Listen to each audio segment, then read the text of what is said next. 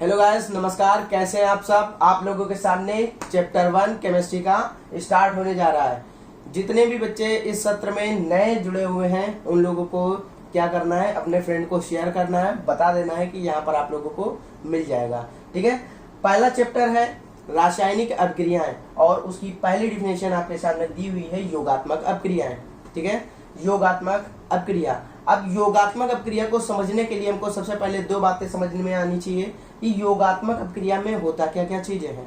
ठीक है, पहला तो रहेगा हमारे पास ये वाला पोर्शन रह जाता है क्या, अभिकारक, और बाद में जो हमारे पास प्राप्त होता है वो क्या हो जाता है, उत्पाद। ठीक है, एक क्या रहता है अभिकारक, एक रहता है उत्पाद। अगर अभिकारक की डिफिनेशन बोली जाए तो वहां पर हम लोग क्या करेंगे, अभिकारक वे पदार्थ होते हैं जो अभिक्रिया में बनने में भाग लेते हैं। अभिकारक वे पदार्थ होते हैं जो अभिक्रिया में बनने में भाग लेते हैं। और उत्पाद की बात की जाए तो उत्पाद वे होते हैं जो अभिकारक से मिलकर हमको प्राप्त होते हैं, उन्हें बोलते हैं उत्पाद। ठीक है, उसके बाद ये जो आप लोगों के सामने एरो दिया हुआ है, एरो दिया है, इसमें क्या आप लोगों को याद रखना है कि इस एरो से हमको पता लगाना है कि ये अभिक्रिया कौन सी है। क्या हम एक पदार्थ को दोबारा उसी अवस्था में पा सकते हैं, क्या हम एक पदार्थ को दूसरी अवस्था में पाने के बाद उस अवस्था में पाने में सक्षम रहेंगे। ठीक है, ये रहेगी कंडीशन। और अब हम बात करते हैं योगात्मक अभिक्रिया की।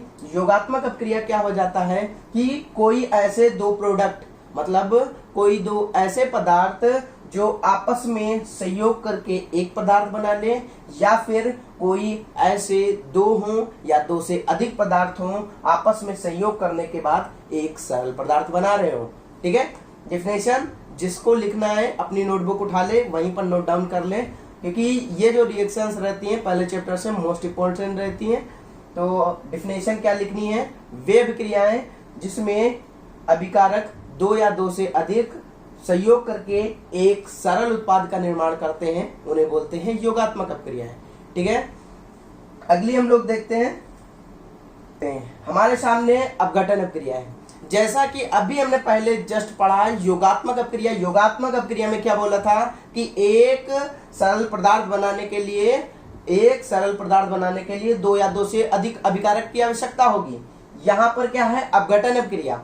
अपघटन अभिक्रिया बोले तो कि इसमें एक सरल अभिकारक होगा। ठीक है, एक सरल अभिकारक पदार्थ होगा जो दो या दो से अधिक में टूट रहा होगा। लेकिन कंडीशन क्या है, ये जो बीच में एरो का चिन्ह दिया है इसका नाम हो जाता है अनुत्क्रमणीय अभिक्रिया। कौन सा भैया, अनुत्क्रमणीय। ठीक है, अनुत्क्रमणीय अभिक्रिया। तो इस डिफिनेशन को लैंग्वेज में या भाषा में कैसे रखेंगे, अनुत्क्रमणीय अभिक्रिया ये वाली रहेगी। ठीक है, इसकी परिभाषा कैसे बोलेंगे, अपघटन अभिक्रिया वो अनुत्क्रमणीय अभिक्रिया होती है। अपघटन अभिक्रिया वह अनुत्क्रमणीय अभिक्रिया होती है जिसमें एक सरल पदार्थ दो या दो से अधिक अणुओं में टूट जाएगा, उसे अपघटन अभिक्रिया बोलेंगे। ठीक है, तो अनुत्क्रमणीय अभिक्रिया अब हम लोग यहाँ पर समझ लेते हैं, अभी आगे करवाएंगे लेकिन यहाँ पर थोड़ा सा इसके बारे में जान लेते हैं। अनुत्क्रमणीय अभिक्रिया क्या होती है कि कोई एक ऐसी अभिक्रिया, अनुत्क्रमणीय अभिक्रिया क्या होती है कि कोई एक ऐसी अभिक्रिया जो एक ही दिशा में चलती है उसे क्या बोलते हैं, अनुत्क्रमणीय अभिक्रिया। फॉर एग्जाम्पल कि अगर हम कोई प्रोडक्ट बनाते हैं, ठीक है, कोई प्रोडक्ट बनाते हैं मतलब हमने KClO3 से KCl बनाया और O2 बना लिया।